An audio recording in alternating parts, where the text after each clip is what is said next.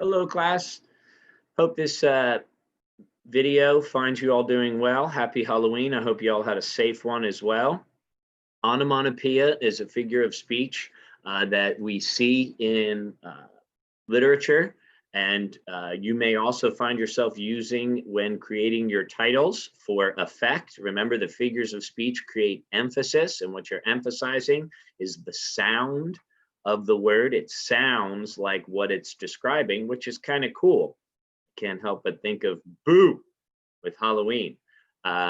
So that being said, onomatopoeia is something you might bring in with regard to extended definition essay number 3 when you're creating your titles. Now, back to the prompt. Okay, at this point, hopefully everybody is working through their intros and their body paragraphs, and you're thinking about putting the draft together. Now, remember, my annotated prompt from the book for all of these: consider hubris as the cause of a negative connotation of each term. People change their identity in a negative or pejorative manner when they lie, when they cheat, when they steal, when they use duplicity instead of logic, when they are not humble and they are full of hubris, arrogance, illogical thought process related to overconfidence, right? Negative hubris, when people deal with addictions, and when people deal with courage in some ways, in an illogical fashion. Is Macbeth courageous to kill Duncan? Yes. Is it logical? No. So notice how I've kind of written a lot of words that are related to other words and ideas, and some of these may be euphemisms for some of these other terms. So again, we've got this idea, right? Whereas pride, hubris could be a negative thing if it's too much, but then it could also be a positive thing, right? Again, same with courage. So again, a lot of these ideas, they're abstract for a reason, right? Abstract means difficult to understand.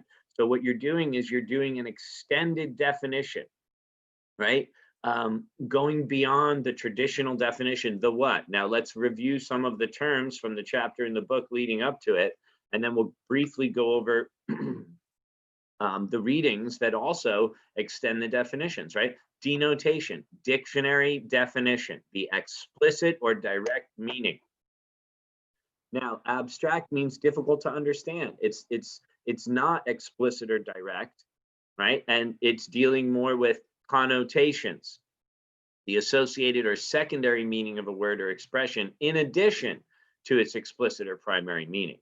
So essentially that's what this essay is all about, is making that word your issue, making that word the idea that you want to focus on in your essay, so that your readers can understand how you're extending that definition to go beyond just the denotation of the word. Now, during your examination of these extended definitions, right, you need to, in the process of defining your term, arrive at a significant point and support your position. Think of your thesis. What do we learn about, right, depression by analyzing, and then pepper in your fiction? Hamlet. What do we learn about identity by analyzing Macbeth? So create that question at issue. What aspect of the issue is under consideration? How are you going to go beyond the dictionary definition to focus more on the associated or secondary meanings? And while doing so, prove it by analyzing the actions, the motivations, the thought process, the critical thinking process of characters from fiction. Do you have to write about Shakespeare? No. The reason I constantly bring in examples from the things we've read is that you'll be familiar with them. So that being said, and again, I think that the Shakespeare plays lend themselves to an analysis from pretty much any one of these terms. If you type in identity in Shakespeare to the Literature Resource Center database, there's going to be articles. Again, for this essay, maybe you start by putting your issue as the main keyword search in the Literature Resource Center, and then you then type in your author, and then maybe you get lucky, right? Maybe you get identity, Shakespeare, and Macbeth, identity, Shakespeare, and Hamlet, okay? I've had some students deal with words like drug, deal with words like beauty. Again, these terms are the ones you want to choose from, but as I posted this annotated prompt at the beginning when we started working on this assignment, you can see you have options as long as you're focusing on the abstract aspect of the term. And again, a lot of these relate to one another. So in an essay about maturity, you might also be talking about identity and whether or not someone's following the laws.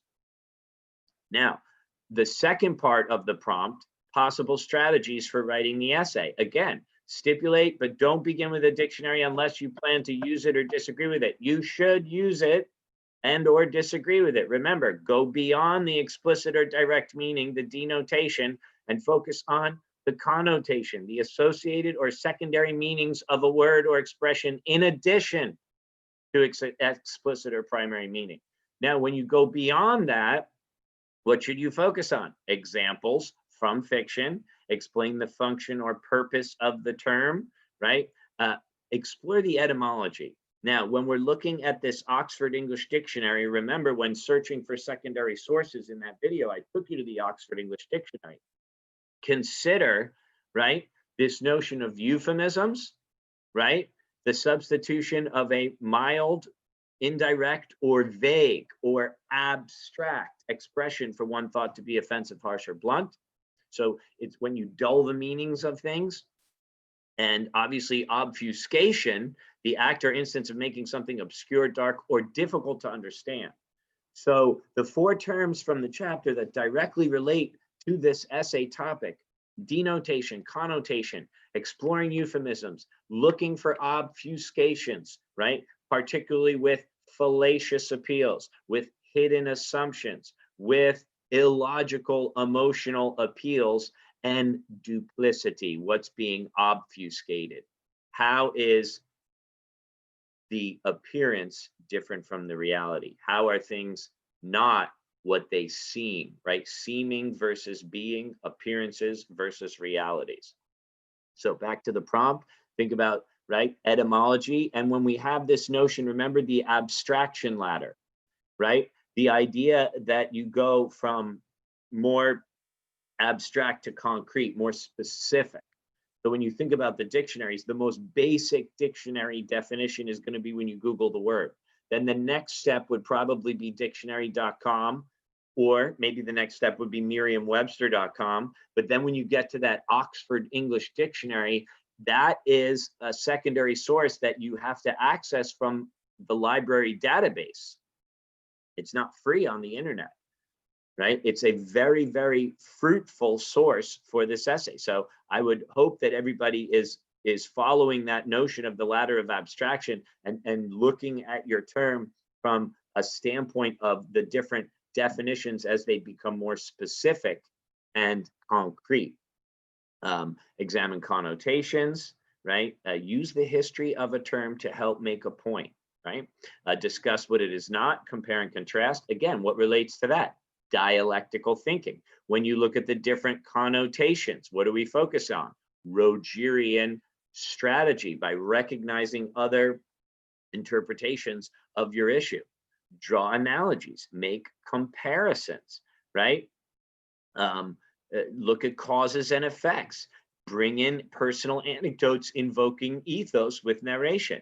Use description. Appeal to the five senses to help make your abstraction more complete if it's applicable, right? To make the definition of a term the focal point of an argument and to prove your extended definition, right? Your extended definition essay by analyzing fiction. Now, just to review some of the extended definition ideas we've read about, right? The New York Times telling the brutal truth, right? Brutal, some say, was a euphemism for torture. Well, notice how torture is on our list, right? Could you extend the definition of torture to go just beyond physical torture and more on psychological torture? Absolutely, right? Just like with terrorism, right? You'd look more at domestic terrorism. As Macbeth says, malice domestic. So they, in this essay, they looked at brutal, As a euphemism, they looked at the different connotations to recognize that literally what is being factually described is torture. And brutal is a euphemism. Brutal obfuscates the simulated drowning, bashing their heads against the walls, keeping them awake for 11 straight days. I mean, look at these examples. Look at the description. Okay, so that does an extended definition of the term torture in some ways, right? This poem that we read, the voice you hear when you read silently, goes beyond the literal definition of voice. It's nothing audible. It's a voice you hear in your head, and it's the voice, meaning the ideas and words of the reader, but you're speaking them inside your head. It's his or her voice. Remember, when you want to mean the word literally itself, put it in quotes. But the sound of that voice is the sound of your voice, not the sound of your friends, not the sound your friends know, or the sound of a tape played back, but your voice caught, here's the analogy, in the dark cathedral of your skull, right? Remember, as they tell us, use analogies. Notice how they use an analogy. They draw a comparison, right? The voice you hear in the dark cathedral of your skull. Your voice heard by an internal ear, informed by internal abstracts, and what you know by feeling, having felt. It is your voice saying, example, the word barn that the writer wrote, but the barn you say, or the barn, is a barn you know or knew. So again, expanding the definition. It's not just the word, it's the visual associations, the tone, all of the connotations and ideas that come with it. And lastly, Miss G, right? Normally an addiction is considered a bad thing. I don't know what's going on here. Sorry about that. I had pulled it up earlier, as you can see, and everything was good. Hey, live learning, we have these technical difficulties. That being said, we went over with the Miss G essay how an addiction is normally considered a negative thing. They brought in the idea of a euphemism. What about passion, right? Is justice a euphemism for revenge? Is passion a euphemism for addiction? Because if it's a cultural pursuit that people are fond of, they say you're passionate about it. Whereas if you're addicted, it's a negative thing. But this essay, the Miss G essay, goes beyond that to say her addiction actually is not an addiction as defined negatively by the test on the internet to determine whether or not you are addicted to the internet. So again, kind of an extended definition about the idea of torture, an extended definition about the word voice and the concept of voice, and an extended definition upon addiction. Now, all of those were nonfiction. Now, can you use those as secondary sources? Absolutely. But your analysis needs to focus on the characters in your fictional sources. You can choose from poems, you can choose from plays, you can choose from short stories, novels. Again, this notion that you want to extend the definition and analyze literature to make your point. Just like in essay 1, we made a point about Mrs. Mallard and how a woman may or may not have felt at that time about being in a marriage and about dealing with the death of a husband based on the marriage itself and how she was treated. In essay 2, you made a point about whatever poem you focused on, whatever issue, right, that you wrote about, right? You made that point by analyzing fiction.